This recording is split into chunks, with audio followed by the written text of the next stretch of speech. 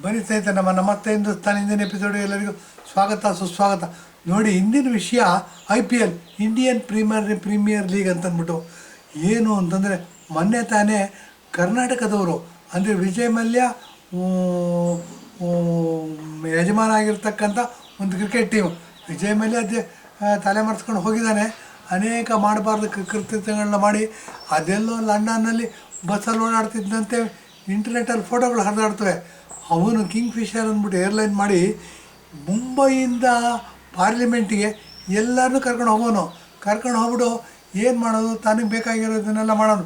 ಕಾಂಗ್ರೆಸ್ನವ್ರು ಏನು ಮಾಡಿದ್ರು, ಸ್ಟಾರ್ಟಿಂಗಲ್ಲಿ ನರೇಂದ್ರ ಮೋದಿ ವಿಜಯ್ ಮಲ್ಯ ಪ್ಯಾಕೆಟಲ್ಲಿದ್ದಾರೆ ಅಂತ ಬಿಂಬಿಸೋಕ್ಕೆ ಪ್ರಯತ್ನ ಪಟ್ಟರು. ಆದರೆ ಫೇಲ್ಯೂರ್ ಆಗೋಯ್ತು. ವಿಜಯ್ ಮಲ್ಯ ಒಬ್ಬ ದೇಶ ವಿರೋಧಿ ಚಟುವಟಿಕೆ ಮಾಡಿ ಜೈಲಿಗೆ ಹೋಗಿರ್ತಕ್ಕಂಥವನು.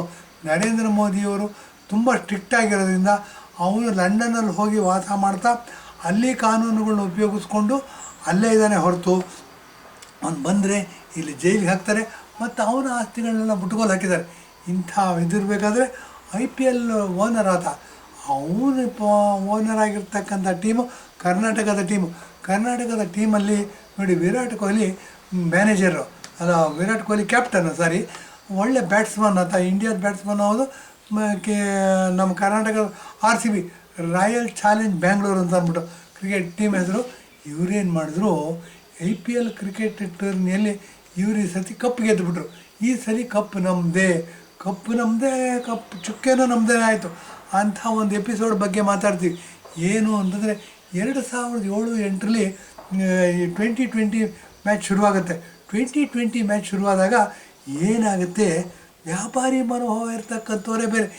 ಏನಾರು ಮಾಡಲಿ ಲಾಭ ಮಾಡ್ಕೋಬೇಕು ಅಂತ ಈ ಪಾಕಿಸ್ತಾನ ಇಂಡಿಯಾ ಹೋರಾಟ ಮಾಡ್ತಾ ಅದರದ್ದು ಇದನ್ನು ಎಸೆನ್ಸ್ನ ತೊಗೊಂಡ್ಬಿಟ್ಟು ಲಾಭ ಮಾಡ್ಕೋತಾರೆ. ಹೀಗೆ ವ್ಯಾಪಾರಿ ಮನೋಭಾವ ಇರ್ತಕ್ಕಂಥವ್ರು ಏನು ಮಾಡ್ತಾರೆ, ಏನಾರು ಮಾಡಲಿ ಅವರು ಅದರಿಂದ ಲಾಭ ಮಾಡ್ಕೋತಾರೆ. ಹಾಗೆ ಏನಾಯಿತು, 2007ರಲ್ಲಿ 20 ಫಾರ್ಮ್ಯಾಟ್ ಅನ್ನೋದು ಅಂದರೆ 20 ಓವರ್ಗಳ ಮ್ಯಾಚ್, ಕ್ರಿಕೆಟ್ ಮ್ಯಾಚ್. 20 ಓವರ್ಲಿ ಯಾರು ಜಾಸ್ತಿ ಹೊಡಿತಾರೆ ಅವ್ರು ಗೆದ್ದಂಗೆ, ಅಕಸ್ಮಾತ್ ಔಟ್ ಆದರೂ ಸೋತಂಗೆ. ಇದನ್ನು ಶುರುವಾಗಿದ್ದು 2007ರಲ್ಲಿ. 2008ರಲ್ಲಿ ಇದನ್ನು ಬಂಡವಾಳ ಮಾಡಿಕೊಂಡು ಏನು ಮಾಡ್ತಾರೆ, ಒಂದು ಟೂರ್ನಮೆಂಟ್ಸ್ ಮಾಡ್ತಾರೆ. ಅದರಲ್ಲೇನಾಗುತ್ತೆ, ಪ್ರಪಂಚದಲ್ಲಿರ್ತಕ್ಕಂಥ ಆಟಗಾರನೆಲ್ಲ ಕೊಂಡ್ಕೋತಾರೆ ಕ್ಲಬ್ಗಳು ಮಾಡಿಕೊಂಡು.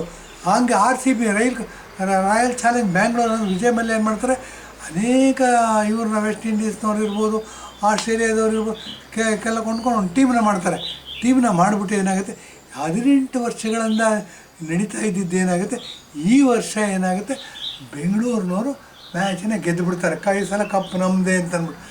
ಏನಾಗುತ್ತೆ, ಕಪ್ ನಮ್ಮದೇ ಅಂತಂದರೆ ಅದ್ರ ಮಾರನೇ ದಿವಸ ಏನಾಗುತ್ತೆ, ಈಗ 3 ದಿವಸ ಆಯಿತು, ಅವ್ರನ್ನೆಲ್ಲ ವಿಧಾನಸೌಧದಲ್ಲಿ ಇದು ಮಾಡ್ತಾರೆ, ಏನು ಸನ್ಮಾನ ಮಾಡ್ತಾರೆ ಕರ್ನಾಟಕ ಸರ್ಕಾರ. ನೋಡಿ ಹೆಂಗಿದೆ, 11 ಜನ ಆಡೋದು, ಲಕ್ಷಾಂತರ ಜನ ನೋಡ್ತಾರೆ. ಭಾಳ ಕೆಲಸ ಬಿಟ್ಟು ಪ್ರೊಡಕ್ಟಿವಿಟಿನ ಹಾಳು ಮಾಡಿಕೊಂಡು ಯಾರು ದೇಶಭಕ್ತರು ಇರ್ತಾರೆ ಯಾರು ಇದನ್ನು ಲೈಕ್ ಮಾಡೋದಿಲ್ಲ. ಏನು ಅಂತಂದರೆ, ದಿನಗಟ್ಟಲೆ ಕೆಲಸ ಕಾರ್ಯಗಳನ್ನೆಲ್ಲ ಬಿಟ್ಟು ಬರೀ ಆಟ ನೋಡ್ತಾ ಕೂತ್ಕೊಂಡು 11 ಜನ ಆಟ ಆಡೋದ್ರಲ್ಲೂ ಒಬ್ಬ ಬಾಲ್ ಎಸೆಯೋನು, ಒಬ್ಬ ಬ್ಯಾಟ್ ಮಾಡೋನು, ಅವರಿಬ್ಬರೇ ನಿಜವಾದ ಆಟ. ಮಿಕ್ಕವ್ರು ಎಲ್ಲಿ ಕ್ಯಾಚ್ ಬರುತ್ತೆ ಅಂತ ನೋಡ್ತಿರ್ತಾರೆ. 20 ಜನ ಆಟ ಆಡ್ತಾರೆ ಅಂತಂದ್ರು ಸುಮಾರು 7-8 ಲಕ್ಷ ಜನ ನೋಡ್ತಾರೆ. ಮತ್ತು ಅದನ್ನು ಎಲ್ಲ ಡೆಮಾಕ್ರಸಿಯ ಫೋರ್ತ್ ಪಿಲ್ಲರ್ ಅಂತ ಹೇಳ್ತೀವಿ. ಇದರಲ್ಲಿ ಅತ್ಯಂತ ವಿಷಾದನೀಯ ವಿಷಯ, ಎಲ್ಲ TV ಚಾನಲ್ನವ್ರು ಏನು ಮಾಡ್ತಾರೆ, ತಮ್ಮದು 2-3ನೇ ಚಾನಲ್ನಾಗ ಓಪನ್ ಮಾಡಿಬಿಟ್ಟು ಅದ್ರ ಮುಖಾಂತರ ಲೈವ್ ಟೆಲಿಕಾಸ್ಟ್ ಕೊಡ್ತಾರೆ. ಲೈವ್ ಟೆಲಿಕಾಸ್ಟ್ ಕೊಟ್ಬಿಟ್ಟು ಲಕ್ಷಾಂತರ ಜನ ಇಡೀ ದೇಶನೇ ಆಟ ನೋಡ್ತಾ ಇರುತ್ತೆ. ಆ ಥರ ಮಾಡಿ ಹೆಂಡ ಕುಡಿಸ್ದಂಗೆ ಮಾಡಿಬಿಟ್ಟು ಏನಾಗುತ್ತೆ, ಇಡೀ ದೇಶನ ವೀಕ್ ಮಾಡ್ತಾರೆ. ಈ ಥರ ವೀಕ್ ಮಾಡ್ತಾ ಏನಾಯಿತು, RCB ತಂಡ ಈ ಸತಿ ಮ್ಯಾಚನ್ನು ಗೆದ್ದುಬಿಡ್ತು. ಗೆದ್ದರೆ ಏನಾಯಿತು, ಗೆದ್ದಿದ್ದ ಸಂಭ್ರಮ, ಒಂದು ಸೆಲೆಬ್ರೇಷನ್ನು. ಆ ಸೆಲೆಬ್ರೇಷನ್ ಮಾಡ್ತಾ ಅವ್ರು ಬೆಂಗಳೂರಿಗೆ ಬಂದರೆ ಈ ರಾಜಕಾರಣಿಗಳು ಇದರ ಲಾಭನ ಪಡ್ಕೋತಾರೆ. ಹೇಗೆ ವ್ಯಾಪಾರಿಗಳು ಲಾಭ ಪಡ್ಕೊಳ್ಳೋದಕ್ಕೆ ನೋಡ್ತಾರೆ, ರಾಜಕಾರಣಿಗಳು ಲಾಭ ಪಡ್ಕೊಳ್ಳೋದು ನೋಡ್ತಾರೆ. ರಾಜಕಾರಣಿಗಳು ಹೇಗೆ ಲಾಭ ಪಡ್ಕೋತಾರೆ ಅಂತ ಹೇಳ್ತೀನಿ ಬನ್ನಿ. ನೋಡಿ, ನಾವು ಬೆಳಗ್ಗೆಯಿಂದ TVಗಳು ನೋಡಿದ್ದೀವಿ. ಮೊನ್ನೆ ದಿವಸ ಏನಾಯಿತು, ನಮ್ಮ ಉಪಮುಖ್ಯಮಂತ್ರಿ DK ಶಿವಕುಮಾರ್ ಅವರು ಬೆಳಗ್ಗೆಯಿಂದ ಬಿಳಿ ಡ್ರೆಸ್ ಹಾಕ್ಕೊಂಡು, ಒಂದು ಜುಬ್ಬ, ಒಂದು ಪೈಜಾಮ ಇಟ್ಕೊಂಡು, ಎಂಥದೋ ಬ್ಲ್ಯಾಕ್ ಕಲರ್ ಮಫ್ಲರ್ನ ಕತ್ತು ಸುತ್ಕೊಂಡು ಏನು ವಿಧಾನಸೌಧ ಕಟ್ಟೆ ಬಂದು ಓಡಾಡಿದ್ದೆ. ಆ ಕಡೆ ಹೋಗು, ಈ ಕಡೆ ಬಾ, ಇದು ಕಟ್ಟು ಅಂದ್ಕೊಂಡು ಬೆಳಗ್ಗೆಯಿಂದ ಸಾಯಂಕಾಲದವರು ಅವರೇ ಹೀರೋ ಥರ ವಿಜೃಂಭಿಸಿದ್ರು. ಇರಲಿ, ಏನು ಅಂತಂದರೆ ಇದನ್ನು ಓಟ್ ಹೇಗೆ ಕನ್ವರ್ಟ್ ಮಾಡ್ಕೋಬೋದು, ತನ್ನ ಪಬ್ಲಿಸಿಟಿನ ಹೇಗೆ ಜಾಸ್ತಿ ಮಾಡ್ಕೋಬೋದು ಅನ್ನೋ ತಂತ್ರಗಾರಿಕೆನ ಚೆನ್ನಾಗಿ ಉಪಯೋಗಿಸ್ಕೊಳ್ಳೋಕೆ ಒಂದು ಮಾಧ್ಯಮ ಮಾಡಿಕೊಂಡ್ರು. ನೋಡಿ, BCC ಆಟ ಗೆದ್ದವ್ರು ಯಾರೋ, ಅದನ್ನು ಮಾಡ್ಕೊಂಡವ್ರು ಯಾರು, ಅದ್ರ ಲಾಭ ಪಡ್ಕೊಳ್ಳೋರು ಯಾರು, ರಾಜಕಾರಣಿಗಳು. ಏನಾಯ್ತು ಈ ಥರ ಪಡ್ಕೊಂಡ್ರು. ಅದೇನಾಯಿತು, ಇವ್ರದ್ದು ರಾಜಕಾರಣಿಗಳ ಆಟನೇ ಒಂಥರ ಇದ್ದರೆ ದೇವರ ಆಟನೇ ಒಂಥರ ಇರುತ್ತೆ, ದೇಶದ ಆಟನೇ ಒಂಥರ ಇರುತ್ತೆ. ಏನಾಯಿತು, ಮಾರನೇ ದಿವಸ ವಿಧಾನಸೌಧದ ಮೆಟ್ಟಿಲುಗಳ ಮೇಲೆ ಕರ್ನಾಟಕ ಸರ್ಕಾರ ಏನಾಯಿತು, ಒಂದು ಸನ್ಮಾನ ಸಮಾರಂಭನ ಇಟ್ಕೊಳ್ತು. ಸನ್ಮಾನ ಸಮಾರಂಭನ ಇಟ್ಕೊಂಡ್ರೆ ಇದಾದ ನಂತರ ಚಿನ್ನಸ್ವಾಮಿ ಕ್ರಿಕೆಟ್ ಸ್ಟೇಡಿಯಂ ಸುಮಾರು 2.5-3 ಕಿಲೋಮೀಟರ್ ದೂರದಲ್ಲಿದೆ ಎಡಗಡೆಯಲ್ಲಿ. ಅಲ್ಲಿ ವಿಕ್ಟರಿ ರ್ಯಾಲಿಯಿಂದ ಮಾಡಿದ್ರು. ವಿಧಾನಸೌಧದಿಂದ ಅಲ್ಲಿರೋ ವಿಕ್ಟರಿ ರ್ಯಾಲಿ ಮತ್ತು ಚಿನ್ನಸ್ವಾಮಿ ಸ್ಟೇಡಿಯಮಲ್ಲಿ ಕಪ್ಪನ್ನ ನೋಡ್ತಕ್ಕಂಥ ಅಭಿಮಾನಿಗಳು ತೋರಿಸ್ತಕ್ಕಂಥ ಒಂದು ಕಾರ್ಯಕ್ರಮ ಮತ್ತು ಕುಣಿದು ಕುಪ್ಪಳಿಸ್ದಾಗ ಮಾಡ್ತಕ್ಕಂಥ ಒಂದು ಸಮಾರಂಭ. ಅದು ಮಾಡಬೇಕಂದ್ರೆ ಏನಾಯಿತು, ಸುಮಾರು 32 ಸಾವಿರ ಜನ ಕೂತ್ಕೊಳ್ಳೋಕ್ಕೆ ಅವಕಾಶ ಇರತಕ್ಕಂಥ ಸ್ಟೇಡಿಯಮಲ್ಲಿ ಸುಮಾರು 16-17 ಲಕ್ಷ ಜನ ಸೇರಿದ್ರು. ಕರ್ನಾಟಕದ ಪೂರ್ತಿ ಬಂದಿದ್ದರು. ಮತ್ತು ಇದಲ್ಲದೆ ಯಾರು ಕ್ರಿಕೆಟ್ ಅಭಿಮಾನಿಗಳಿದ್ದರು, ಯಾರಿದ್ರು ಬೇರೆ ರಾಜ್ಯಗಳಿಂದ ಬಂದು ಸೇರಿಕೊಂಡಿದ್ರು. ಇದೆಲ್ಲ ಸೇರಿ 6-7 ಲಕ್ಷ ಜನ ಆಯಿತು. 6-7 ಲಕ್ಷ ಜನ ಆದರೆ 30,000 ಜನ 32,000 ಜನ ಕೂತ್ಕೊಳ್ಳೋ ಕೆಪಾಸಿಟಿ ಇರ್ತಕ್ಕಂಥ ಸ್ಟೇಡಿಯಮಲ್ಲಿ 6-7 ಲಕ್ಷ ಜನ ಹಿಡಿಸೋದು ಅಸಾಧ್ಯದ ಮಾತು. ಇದೇನಾಯಿತು, ಅಸಾಧ್ಯವಾದ ಜನಸಂಖ್ಯೆ, ಕಾಲು ತುಳಿತ, ನೂಕಾಟ, ನುಗ್ಗಾಟ ಎಲ್ಲ ನಡೀತು. ಅಲ್ಲೇನಾಯ್ತು, ಎಲ್ಲರಿಗೂ ಫ್ರೀ ಮಾಡಿದ್ರಂತೆ. ಅದ್ಯಾವುದೋ ಫ್ರಾಂಚೈಸಿ ಕೊಟ್ಟಿದ್ರಂತೆ, ಅದ್ಯಾರು ಔಟ್ಸೋರ್ಸಿಂಗ್ ಮಾಡ್ತಾ ಅದ್ಯಾರು DNA ಅನ್ನೋ ಒಂದು ಅಸೋಸಿಯೇಷನ್ ಮಾಡಿ ಅವರು ಎಲ್ಲರಿಗೂ ಫ್ರೀ ಮಾಡಿದ್ರಂತೆ ಟಿಕೆಟ್ನ. ಎಲ್ಲರಿಗೂ ಫ್ರೀ ಮಾಡಿದ್ದು ಏನಾಯಿತು, ಅಸಾಧ್ಯವಾದ ನುಗ್ಗಲಾಗಿ ಕಾಲು ತುಳಿತ ಆಗಿ ಏನಾಯಿತು, ಈ ರಾಜಕೀಯದವರು ಲಾಭ ಪಡ್ಕೋಬೇಕು ಅಂತಿದ್ರು. ರಾಜಕೀಯದವ್ರು ಲಾಭ ಪಡ್ಕೋಬೇಕು ಅಂತಂದರೆ ಕಾಂಗ್ರೆಸ್ನವ್ರಿಗೆ ಇದು ಬಹಳ ಕರಗತವಾದ್ದು. ಏನು ಅಂತ, ಏನೂ ಕೆಲಸ ಮಾಡೋದಿಲ್ಲ, ಅಧಿಕಾರದಲ್ಲಿ ನಾವೇ ಇರಬೇಕು ಅಂತ. ಜವಾಹರ್ಲಾಲ್ ನೆಹರು ಏನೋ ಸಕ್ಸಸ್ ಆದರು, 17 ವರ್ಷಗಳ ಕಾಲ ಪ್ರಧಾನಮಂತ್ರಿ ಆದರು.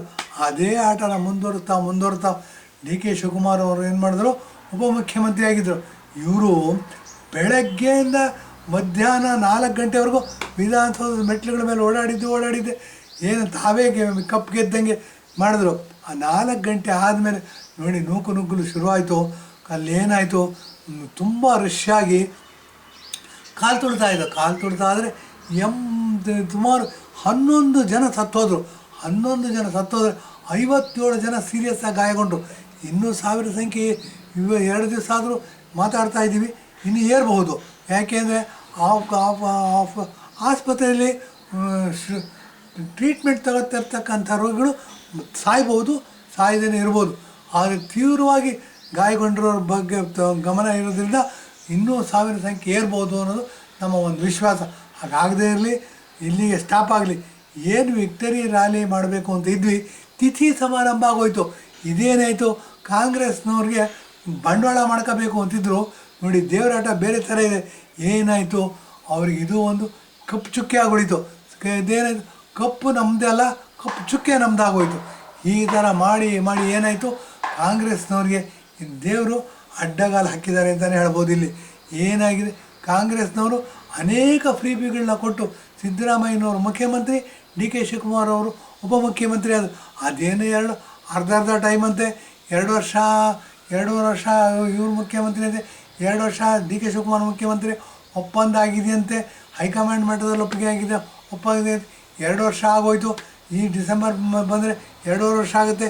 DK ಶಿವಕುಮಾರ್ ಅವ್ರಿಗೆ ಮುಖ್ಯಮಂತ್ರಿ ಸ್ಥಾನ ಬಿಟ್ಕೊಡ್ಬೇಕು.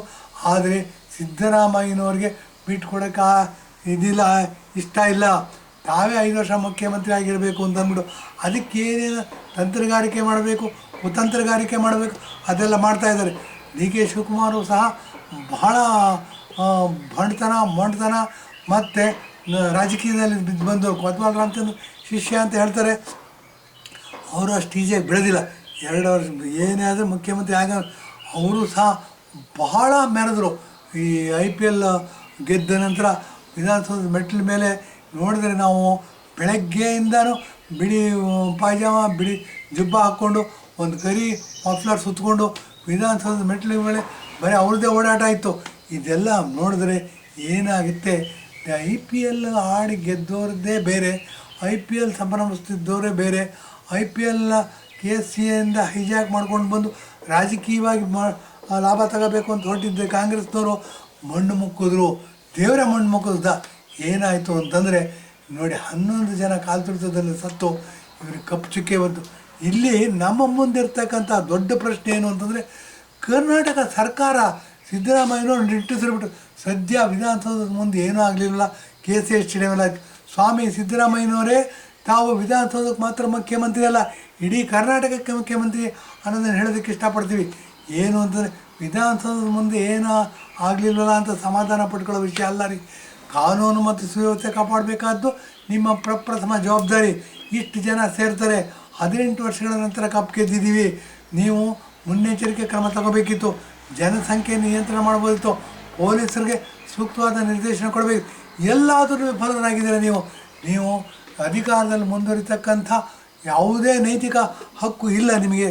ರಾಜೀನಾಮೆ ಕೊಡಬೇಕು ಅಂತ ಹೇಳಿದ್ದೀನಿ. ಎಪಿಸೋಡ್ ಮುಗಿಸ್ತಾ ಇದ್ದೀವಿ. ಧನ್ಯವಾದ, ನಮಸ್ಕಾರ.